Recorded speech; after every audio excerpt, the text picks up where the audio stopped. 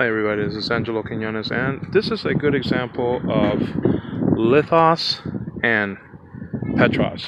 Okay, though they can be bigger, meaning those stones, those kinds of stones, lithos and petros, whatever you want to call it, lithus or petrus or whatever, the accusative case construction, in the plural, or lithoi or petroi, because it changes, Greek changes according to it being singular, meaning the word, or plural. Okay, so, but to be not so difficult, okay, these are smaller pieces of rock, right? Stones. These are called stones, and it could be, stone that you have in your hand, also, like the stone that I don't have it with me now. I have a pair of glasses over here. The stones that I showed you earlier in an earlier tutorial, that sort of what David took from the brook, 5 smooth stones like that. That's lithoi, okay, or lithos, right, in the singular. So these are smaller stones, and as you can see, there are 9 of them here. 1, 2, 3, 4, 5, 6, 7, 8, 9. Okay, so this is just a perfect illustration. It's like God placed this perfectly. I mean, this is not only here, but I don't see this structure anywhere else around here. So this gives a good illustration of Petros and lithos, right? Versus, okay, Petra. Petra is a bigger piece of rock.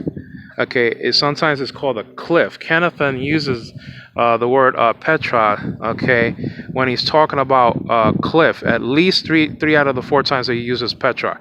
And even the other, okay, time that he used it, okay, was still a big piece of rock. So much so that when Petros or lithos in the plural fell on top of it, okay, it broke into many pieces. Okay, so you see that in Kennethan's writings, on Anabasis, in Anabasis, chapter 4, verses. Okay, I'm sorry, book 4, chapter 7, verses like 4 and 14, and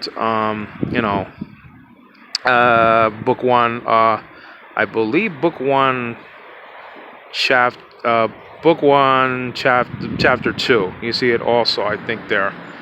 Either book 4, chapter 2, or book 1, chapter 2. But I could get back to the Anabasis, and I could show you that later. But it's used only really basically of large cliff type structures. So this will be Petra right there, and what I'm trying to illustrate is that the smaller rock, okay, is an example of what Jesus called Peter a stone. Okay, a stone. Could be a boulder, but basically that's what he called Peter. And then he says, upon this, okay, Petra, okay, and he's talking in the second person, in the third person there, okay, I will build my church, okay, mu attain ecclesian, my church, I will build my church, okay, oikada meso mu attain ecclesian, okay.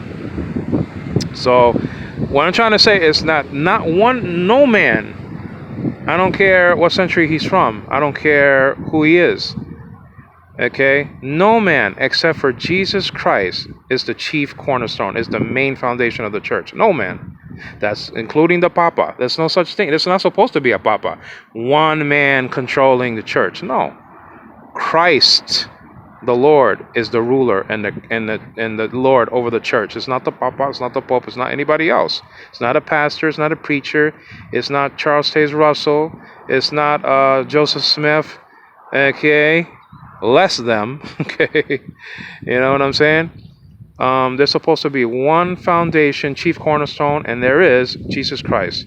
And you see that in Ephesians chapter 2, verses 19 through 22, something like that. And then you see really the same thing in Petra Alpha, 1 Peter, okay, chapter 2, like verses 3 to 6. Okay? That's what I'm trying to say. Okay? That Christ is the foundation of the church. He's the head of the church. He's the boss of the church. It's his church. He bought and paid for it